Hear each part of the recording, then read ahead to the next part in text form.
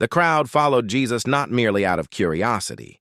People had seen miracles, heard words that seemed alive, and felt that something real and significant was happening in his presence.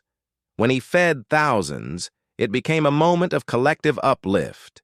It was the scene of the feeding of the 5,000, as described in the Gospels. Hunger was satisfied, tension vanished, and with it came a clarity.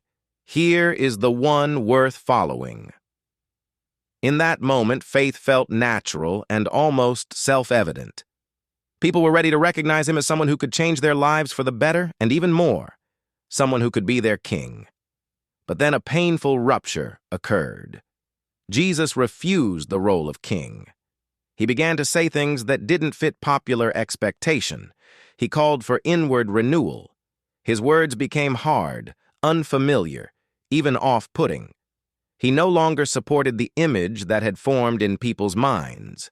Instead of consolidating his success and keeping the crowd, he seemed to undermine the familiar basis of their faith.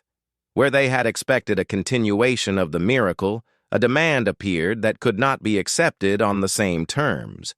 Experienced politicians or power brokers do not act this way. To succeed in our world, you learn to play to the crowd's mood. The reaction was swift. The same people who had been following him readily and enthusiastically began to withdraw. No one staged an open protest. No one announced that they no longer believed. They simply left, with a piece of miraculous bread in their pocket, quietly, without explanations, because the explanation had already been given in their inner decision.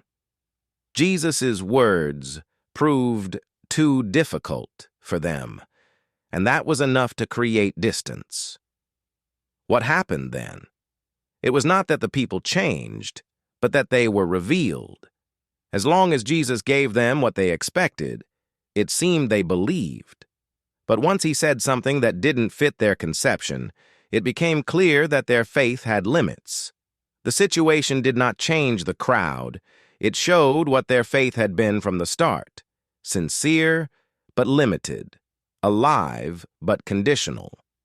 Even now, people sometimes want to impose rigid Christian order on a country and have a king who will solve all problems. But that does not solve the problems. Religion can lift people to great heights, yet sooner or later, the mountain path ends at a cliff. The point is not to set off on a climb and get as high as possible. Jesus was not asking that. This is easy to see in others.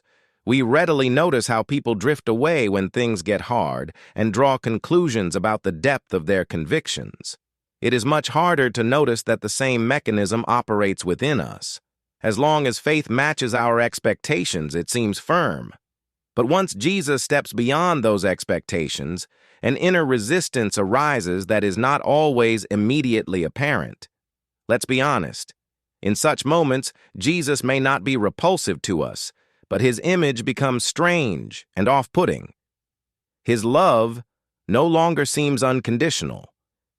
Maybe that is why Christians began to venerate Mary. Feminine gentleness and acceptance feel closer and more comprehensible to people. Sometimes it seems that people leave Jesus because they stop believing. But more often they go at the moment it becomes clear what they actually believed. They do not so much lose faith as discover its boundaries. People can sincerely love Jesus and at the same time gradually drift away from him if his words begin to demand more than they are willing to accept. The story of the crowd's feeding explains why this happens. Jesus' demands exceed a person's expectations, and a person's expectations are lower than where he is leading them. Yet the way still exists. It simply runs not outward, but inward.